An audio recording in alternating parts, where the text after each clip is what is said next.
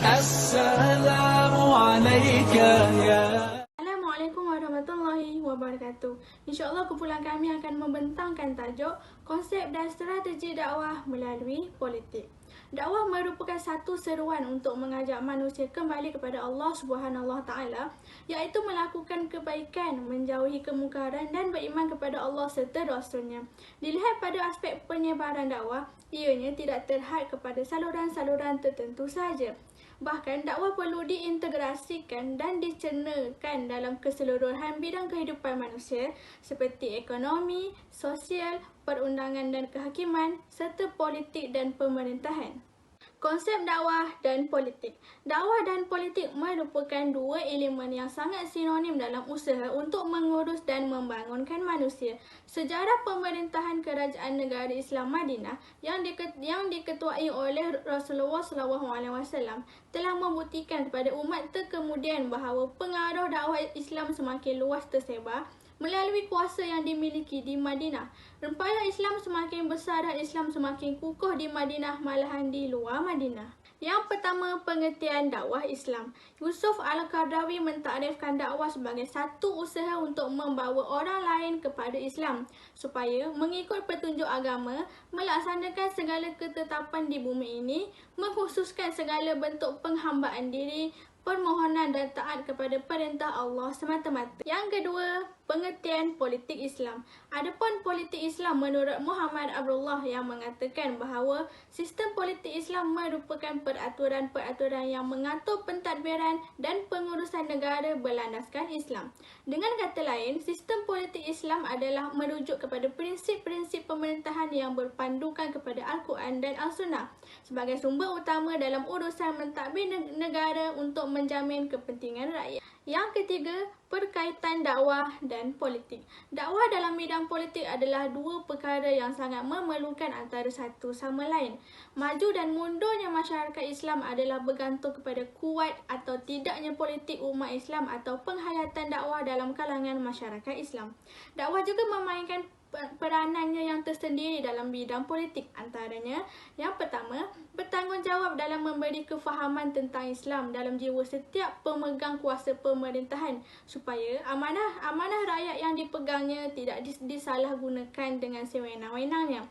Yang kedua, dijadikan sebagai amaran atau peringatan supaya kuasa yang diperolehi tidak digunakan ke jalan maksiat. Yang ketiga, pemerintah mampu menggunakan kuasa yang ada untuk membanteras perkara-perkara fasik dan mungkar atau sebagai benteng pencegahan dari terlibat dalam perkara-perkara kemungkaran. Terdapat banyak ayat yang mengaitkan antara dakwah dan politik ini. Misalnya dalam surah Al-Hajj yang bermaksud, iaitu mereka umat Islam yang jika kami berikan mereka kekuasaan memerintah di bumi, nescaya mereka mendirikan sembahyang serta memberi zakat. Dan mereka menyuruh berbuat kebaikan serta melarang dari melakukan kejahatan dan perkara yang mungkar. Dan ingatlah, bagi Allah jualah kesudahan segala urusan. Apabila difahami melalui ayat ini, terdapat beberapa perintah syarak yang perlu dilaksanakan seperti menunaikan solat, mengeluarkan zakat serta menyeru kepada kebaikan dan mencegah kemungkaran adalah termasuk dalam urusan dakwah. Ini menjelaskan peranan dan fungsi kuasa politik iaitu menegakkan hukum Allah. Seterusnya, saya akan sambung kepada subtopik yang kedua, dakwah melalui politik menurut perspektif hukum Islam. Dakwah dan politik sememangnya tidak dinafikan lagi pada hukum Islam. Melihat kepada pelaksanaan Rasulullah SAW sebagai ketua pemerintah dalam Kerajaan Islam Madinah, ianya sudah cukup untuk dijadikan hujah bagaimana politik ini diintegrasikan dengan dakwah Islamiah. Hasilnya, Islam telah meluas dan kebangkitan Islam juga mencapai kemajuan dalam aspek kehidupan. Poin yang pertama, dakwah dan politik menurut pandangan Al-Quran dan Hadis.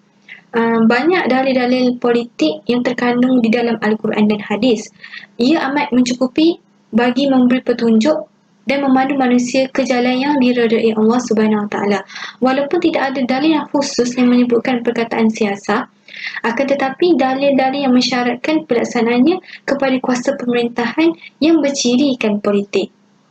Pemerintahan Rasulullah SAW di Madinah juga menjadi bukti bahawa politik ini bukanlah satu perkara yang baru dalam Islam, malah kuasa politik telah digunakan sebaiknya oleh baginda SAW. Sistem politik ini penting kepada medium pelaksanaan dakwah kerana baginda memerlukan kepada kuasa pemerintahan dan kuasa politik untuk memastikan orang Islam melaksanakan hukum yang disyariatkan dalam Al-Quran dan menghukum orang yang tidak mematuhinya. Firman Allah Subhanahu Wa Taala dalam surah An-Nisa ayat 105. Inna anzalna ilaikal kitaba bil haqqi litahkuma bainan nasi bima araka Allah wa la takun lil khainina khasima. Yang bermaksud, sesungguhnya kami menurunkan kepadamu, wahai Muhammad, kitab Al-Quran dengan membawa kebenaran, supaya engkau menghukum di antara manusia menurut apa yang Allah telah tunjukkan kepadamu melalui wahyunya. Dan janganlah engkau menjadi pembela bagi orang-orang yang khianat. Dan golongan non-Muslim juga dititik beratkan oleh baginda SAW. Kerana sistem politik Islam ini mengamalkan prinsip menegakkan keadilan dan kesamarataan yang telah menjaga hak-hak bagi orang yang lemah tanpa mengira perbezaan bangsa, etnik maupun warna kulit. Seterusnya, kewajipan mentaati pemimpin dan pemerintahan adalah membawa kepada ketaatan kepada Allah dan Rasul. Bahkan keingkaran mentaati pemimpin akan membawa keingkaran kepada Allah dan Rasul. Ini kerana mentaati pemimpin adalah satu kewajipan yang telah disepakati di sisi ahli sunnah wal jamaah, sama mana ia tidak bertentangan dengan syariat Islam. Hadis Nabi ada menyebut, terjemahannya daripada Abu Hurairah daripada Nabi SAW telah berkata, sesiapa yang mematuhi perintahku, maka sesungguhnya bererti ia mematuhi perintah Allah. Dan sesiapa yang melanggar perintahku, maka sesungguhnya bererti ia melanggar perintah Allah. Poin yang kedua, dakwah dan politik menurut pandangan sarjana Islam. Daripada pandangan Said Qutb, ia menjelaskan bahawa tugas ahli politik Islam ini adalah lebih berat berbanding dengan ahli politik bukan Islam. Kerana tugas mereka bukan sahaja memastikan rakyat mendapat hak pembelaan sewajarnya, akan tetapi mengajak rakyat kembali kepada kebenaran Islam. Seterusnya, daripada Yusuf Al-Qaradawi ada menjelaskan bahawa jika politik diaplikasikan berdasarkan syariat Islam, maka ia akan menghasilkan satu usaha yang keras untuk mencapai tujuan manusia yang paling utama, iaitu mengesahkan Allah Subhanahu Wa Taala. Kesimpulannya, pemerintahan Islam juga perlu mengaplikasikan kuasa yang dimiliki untuk menunaikan tanggungjawab terhadap rakyatnya untuk mengembalikan masyarakat kepada pangkuan Islam dan hakikat agama yang datang daripada Allah Subhanahu Wa Taala. Sekian sahaja daripada saya. Sekian, terima kasih. Adalah strategi dakwah melalui politik. Strategi pada asalnya diguna pakai dalam peperangan, yang mana ia berfungsi untuk mengalahkan musuh. Tapi setelah zaman berganti zaman, istilah strategi itu telah diguna pakai dalam pelbagai bidang, termasuklah ekonomi, sosial, budaya maupun agama. Strategi bermaksud satu garis besar haluan dalam mencapai sasaran yang telah ditentukan, selain ia boleh difahami sebagai segala cara atau daya untuk menghadapi sasaran tertentu dalam keadaan tertentu supaya mendapat hasil yang diharapkan secara maksimal. Jadi, dalam konteks dakwah, strategi dakwah bermaksud proses untuk menentukan cara ataupun daya dalam menghadapi sasaran dakwah mengikut situasi dan keadaan tertentu bagi mencapai tujuan dakwah secara optimum. Strategi dakwah yang digunakan dalam usaha dakwah perlulah berpandukan kepada asas-asas dakwah yang mana ia perlu difahami sebelum menjalankan kerja dakwah. Antara asas-asas tersebut adalah, yang pertama, asas filosofi, iaitu membicarakan masalah yang erat hubungannya dengan tujuan-tujuan yang hendak dicapai dalam proses atau aktiviti dakwah. Yang kedua, asas kemampuan dan keahlian da'i ataupun pendakwah. Yang ketiga, asas sosiologi, iaitu membahas masalah-masalah yang berkaitan dengan situasi dan keadaan sasaran dakwah. Misalnya, dalam pemerintahan politik, ia membincangkan mengenai filosofi, sasaran dakwah dan sebagainya. Yang keempat, asas psikologi, iaitu membahas masalah yang erat hubungannya dengan kejiwaan manusia. Seorang da'i adalah manusia. Begitu pula dengan sasaran dakwahnya yang memiliki watak ataupun kejiwaan yang unik, iaitu berbeza satu sama lainnya. Apatah lagi masalah agama yang merupakan masalah yang ideologi atau kepercayaan rohani tidak luput dari masalah-masalah psikologi sebagai asas atau dasar dakwahnya. Yang kelima, asas keberkesanan, iaitu dalam aktiviti dakwah perlu diseimbangkan antara kos, waktu maupun tenaga yang dikeluarkan dengan pencapaian hasilnya. Okey, jenis-jenis strategi dakwah pula terdapat 3 bentuk. Yang pertama, strategi sentimental, al-manhaj al-atifi. Strategi sentimental adalah dakwah yang memfokuskan aspek hati dan menggerakkan perasaan dalam dakwah. Ia memberi dakwah nasihat yang berkesan, memanggil dengan kelembutan atau memberikan layanan yang memuaskan apabila beberapa pendekatan yang dikembangkan daripada strategi ini. Pendekatan ini sesuai untuk sasaran dakwah yang dianggap lemah seperti kaum wanita, kanak-kanak, anak yatim dan sebagainya. Yang kedua, strategi rasional. Strategi rasional, al-manhaj al-aqli adalah dakwah dengan beberapa pendekatan yang memfokuskan kepada aspek akal fikiran. Strategi ini mendorong sasaran dakwah untuk berfikir, merenungkan dan mengambil pelajaran. Penggunaan hukum logik, perbincangan atau mengemukakan contoh dan bukti sejarah merupakan beberapa pendekatan daripada strategi rasional ini. Yang ketiga, strategi indrawi, al-manhaj al-hissi. Strategi indrawi juga dapat dinamakan dengan strategi ilmiah. Ia telah didefinisikan sebagai sistem dakwah atau kumpulan pendekatan dakwah yang berasaskan kepada panca indera dan berpegang teguh kepada hasil penelitian dan percubaan.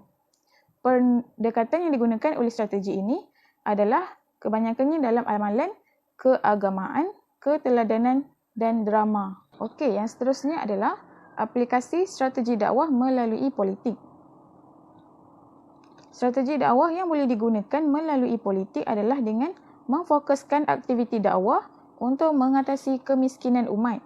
Kerajaan perlulah merancang untuk mengurangkan kadar kemiskinan masyarakat dalam negara supaya agama lain tidak mencampuri urusan menyampaikan bantuan seperti pihak gereja yang sering membuat bantuan kepada penduduk miskin dalam negara.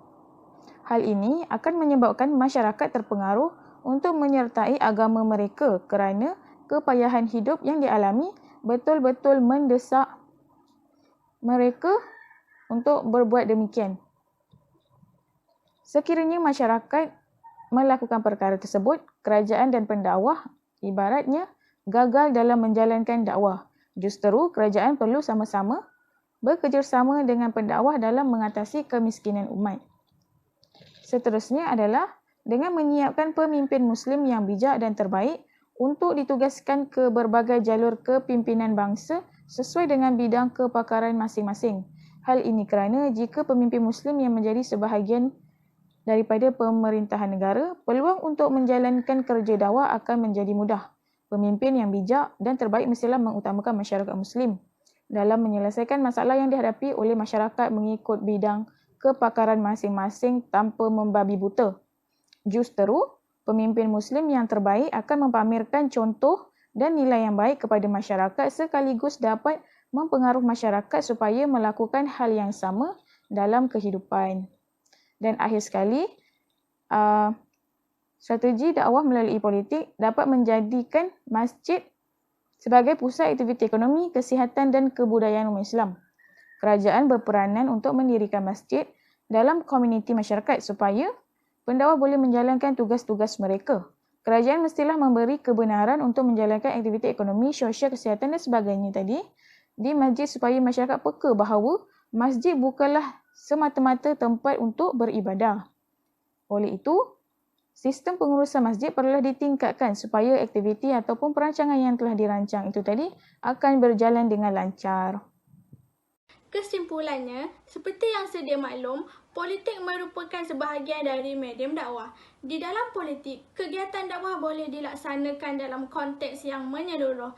Ini kerana dakwah di dalam politik boleh disebarkan di dalam negara atau di luar negara kerana terdapat kepelbagaian kaedah dalam dakwah. Itu sahaja daripada kumpulan kami. Sekian, terima kasih.